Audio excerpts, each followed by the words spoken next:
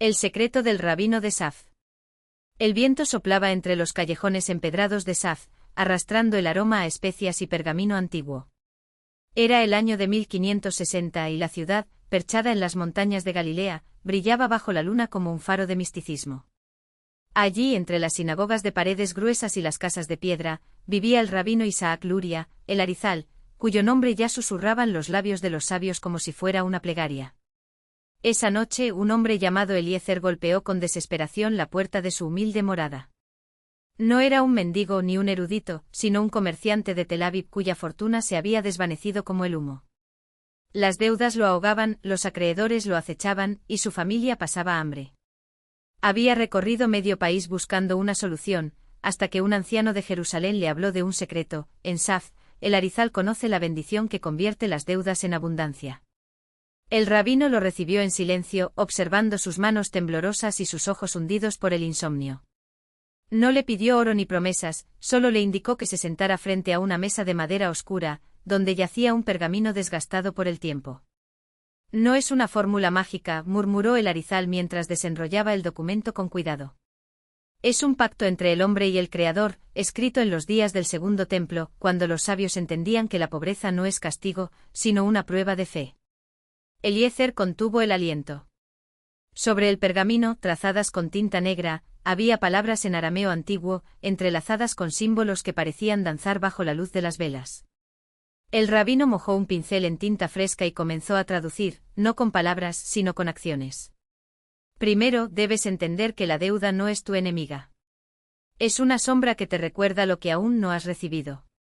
Pero si cambias tu mirada, la sombra se convierte en luz. Le ordenó tomar un trozo de pan ácimo y partirlo en dos. Una mitad la colocó sobre el pergamino, la otra la entregó a Eliezer. Come.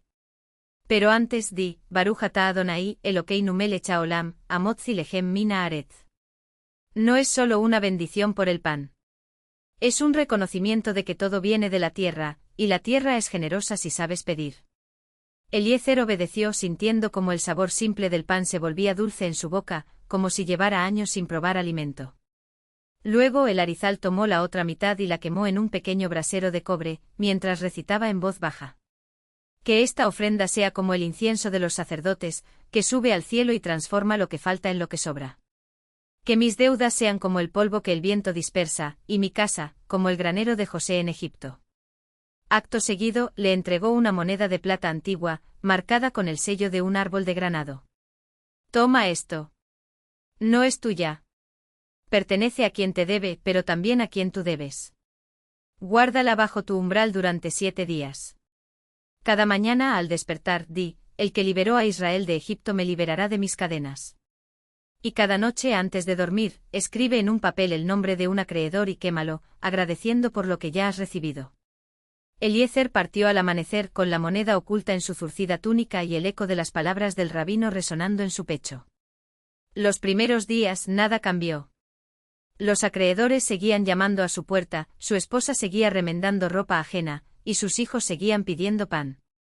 Pero en la 7ª noche, mientras quemaba el último papel con el nombre de su mayor deudor, un golpe en la puerta lo sobresaltó.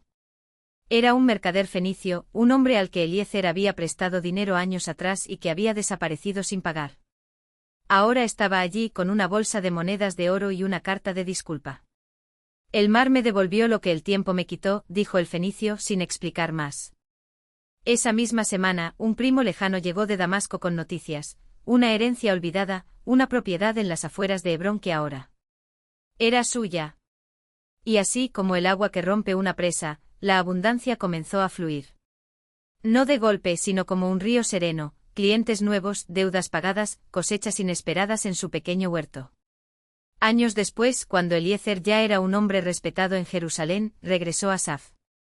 El Arizal había partido de este mundo, pero su discípulo, el rabino Jaim Vital, lo recibió con una sonrisa. No fue la moneda, ni el pergamino, ni las palabras, le confesó. Fue que dejaste de temerle a la escasez. La verdadera bendición no está en el ritual, sino en creer que el universo es abundante, y actuar como si ya lo fuera. Eliezer asintió, tocando el amuleto de plata que aún llevaba al cuello. Sabía que el secreto no era mágico, sino sagrado, un recordatorio de que hasta en la deuda hay una semilla de gracia, si se sabe cultivar. El camino de regreso a Jerusalén fue lento, no por cansancio, sino porque Eliezer necesitaba asimilar lo que el rabino vital le había revelado. Cada paso sobre la tierra polvorienta, cada respiración cargada del aroma de los pinos de Galilea, le recordaba que la abundancia no era algo que se conquistaba, sino algo que se permitía entrar. Como el agua que al romper la presa, no fuerza su paso, sino que fluye porque ya no hay nada que la detenga. Al llegar a su casa encontró a su esposa, Miriam, tejiendo junto a la ventana. Ella levantó la vista y sin necesidad de palabras, supo que algo en él había cambiado. No era la riqueza material, aunque ésta ya no faltaba, sino una quietud en sus ojos, como si hubiera dejado de luchar contra una corriente invisible. ¿Y ahora? Preguntó ella, colocando el ovillo de lana sobre la mesa. Ahora vivimos, respondió Eliezer, sentándose a su lado. Pero no como antes, cuando la escasez nos perseguía. Ahora, como quien sabe que el pan de hoy no es un milagro, sino parte de un banquete que nunca se agota. Miriam sonrió, aunque no del todo convencida. La memoria de los años difíciles aún pesaba en ella. Esa misma noche, mientras preparaban la cena, un hombre tocó a la puerta. Era un prestamista de la ciudad, uno de esos que años atrás habían acechado a Eliezer como buitres. El hombre, encorvado y con el rostro marcado por la avaricia, extendió un pergamino tembloroso. «Vengo a saldar una deuda antigua», murmuró, evitando mirarlo a los ojos. El rabino Isaac Luria, que su memoria sea bendita, dejó instrucciones antes de morir. Dijo que ciertas deudas no eran más que pruebas. Y que el dinero prestado a ustedes ya había cumplido su propósito. Eliezer tomó el pergamino y lo desenrolló. Era el contrato que años atrás lo había asfixiado, ahora rasgado en dos mitades. No había explicación lógica, el prestamista no era hombre de clemencia, y sin embargo, allí estaba, liberándolo sin condición. ¿Por qué ahora?, preguntó Miriam, cruzando los brazos. El hombre se ajustó el manto, incómodo. Porque el Arizal me hizo ver que yo también era prisionero. Prisionero de mi propia sed de más. Y que a veces soltar es recibir. Cuando el prestamista se fue, Eliezer y Miriam se quedaron en silencio. No era solo el alivio de una carga económica, sino la confirmación de que el mundo operaba bajo leyes más profundas que las del mercado. Al día siguiente Eliezer fue al huerto que tanto había cuidado en los años de escasez. Las plantas, antes raquíticas, ahora se alzaban frondosas, y entre las hojas de una vid encontró un racimo de uvas tan pesado que la rama amenazaba con quebrarse. Lo cortó con cuidado y lo llevó a la sinagoga. Allí, frente al arca sagrada, lo depositó como ofrenda. «No es por lo que me diste», susurró. «Es por lo que me enseñaste a ver».